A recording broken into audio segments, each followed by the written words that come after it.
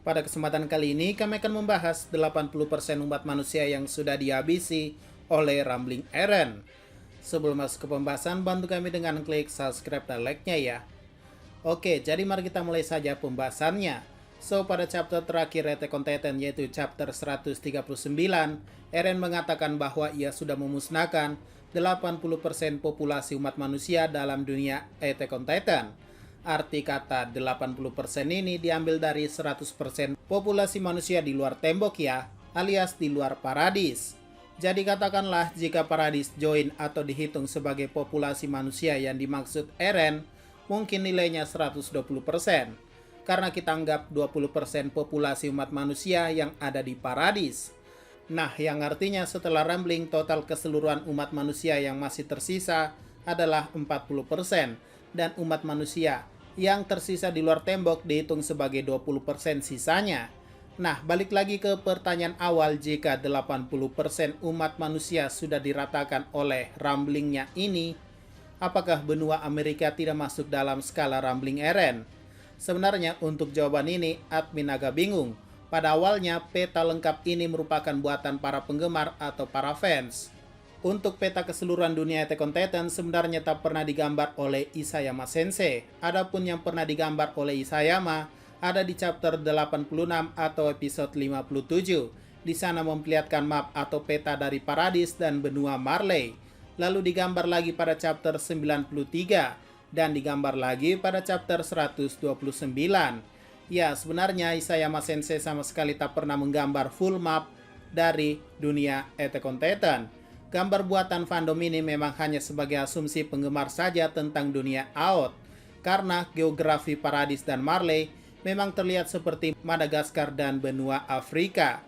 Ya, walaupun memang terlihat sama dan mungkin Isayama Sensei mengambil referensi dari situ, bukan berarti itu 100% digunakan dalam karyanya. Bisa saja sebenarnya beginilah bentuk keseluruhan map atau peta dari dunia Attack on Titan yang diambil pada chapter 93. Benua bagian kiri ini tersambung di bagian kanan, karena seperti bumi kita, ini yaitu bumi bulat. Artinya benua Amerika kemungkinan tidak ada dalam dunia Attack on Titan. Itulah kenapa tidak diperlihatkan di Rambling oleh Eren. Dan memang terlihat tidak masuk akal Eren mengerahkan Titannya di sana, soalnya itu jauh dan luas loh. Apalagi dengan embel-embel 80% umat manusia kecuali Paradis, itu jumlah yang sangat besar. Mungkin ada yang bertanya, mungkin benua Amerika belum ditemukan pada dunia Attack on Titan. Seperti sejarah dunia kita, benua Amerika pertama kali ditemukan oleh Christopher Columbus pada tahun 1492. Namun sebenarnya teorinya agak lemah, soalnya dari sejarah Attack on Titan, sejak Ymir mendapatkan kekuatan Titan sampai ke era Eren, itu udah lebih dari 2000 tahun yang lalu. Jadi mustahil umat manusia di luar Paradis tidak menjelajah selama 2000 tahun, itu untuk menemukan benua baru. Tapi walaupun mustahil, anggap saja benua Amerika masih belum ditemukan, sehingga tak ada penduduk juga di situ, alias 0% populasi umat manusia yang ada di sana. Artinya kita kembali lagi bahwa dalam dunia Attack on Titan, sebenarnya inilah bentuk full dari dunia Attack on Titan. Sebenarnya hal ini udah 2 kali dikonfirmasi pada animenya, yaitu pada episode 86 ketika Kiyomi melihat peta dunia dalam bangunan pelabuhan di Paradis. Di sana terlihat satu gambar besar yang memetakan pulau Paradis dan satu gambar yang kemungkinan besar menggambarkan dunia AOT secara keseluruhan. Gambarnya sama dengan di chapter 93 kan? Ya, beda sedikit lah, di mana benua bagian kiri ini dihilangkan. Dan pada episode part 3 kemarin ketika Yelena menjelaskan lokasi militer Marley, Yelena membawa peta yang mungkin lebih besar karena bagian bawahnya lebih luas dari benua Marley. Dan ya, gambarnya sekali lagi mirip dengan chapter 93. Jadi apakah kesimpulannya dunia Attack on Titan sebenarnya hanya begini dan tidak secara keseluruhan mengambil dunia nyata? Mungkin jawabannya iya, karena jika mengambil dunia nyata, admin rasa mustahil 80% umat manusia sudah dihabisi oleh Eren. Atau ada asumsi bahwa sebenarnya Eren hanya beranggapan begitu, karena yang selama ini kita tahu bahwa ras umat manusia di luar Paradis hanya Marley dan sebuah peta yang dibawakan olehnya. Mungkin asumsi ini bisa jadi benar, tapi sayangnya bisa juga dibantahkan. Kenapa? Pada episode 61, ketika Seke dan yang lainnya berbicara tentang keluarga Tiber, mereka akan mengadakan festival di Liberio dan mendatangkan tokoh penting dari banyak negara. Entah banyak negara ini adalah seluruh dunia atau apa.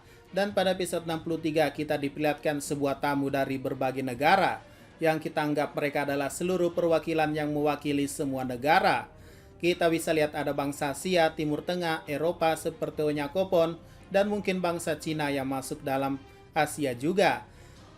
Sepertinya kita di sini sudah punya 3 ras yang mewakili semua dunia. Artinya juga bahwa yang datang ke Marley ini adalah bukti bahwa Eren tahu apa yang ia bicarakan. Yang dimana ia bilang 80% umat manusia memang benar sudah dimusnahkan dari muka bumi ini. Lalu dilanjutkan pada episode 64 bahwa mereka menjadi sorotan dunia. Artinya kita tahu bahwa yang datang sudah mewakili seluruh dunia. Oke, sekarang jika memang mereka mewakili dunia, di mana saja lokasi mereka dalam peta yang terlihat cukup kecil ini? Pertama, untuk ras Timur Tengah, kemungkinan mereka berada di sini. Pertarungan di Benteng Slava yang diperlihatkan di opening season 4 antara Marley dan Aliansi Timur Tengah, kemungkinan berada di sini. Kenapa? Sekedar fakta kecil saja. Kalau ejaan katakana dari Slava bisa menjadi anagram dari Basura, yang merupakan nama Jepang Basra, kota Irak. Ya, salah satu kota di Irak bisa dilihat pada peta dunia, dan jika dibalik dan di mirror, jadilah lokasinya tersebut.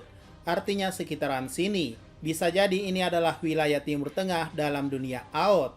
Dan sekarang itu sudah menjadi wilayah Marley karena menang dalam perang tersebut. Itulah kenapa warna dari petanya terlihat gelap daripada warna putih bagian timur lainnya.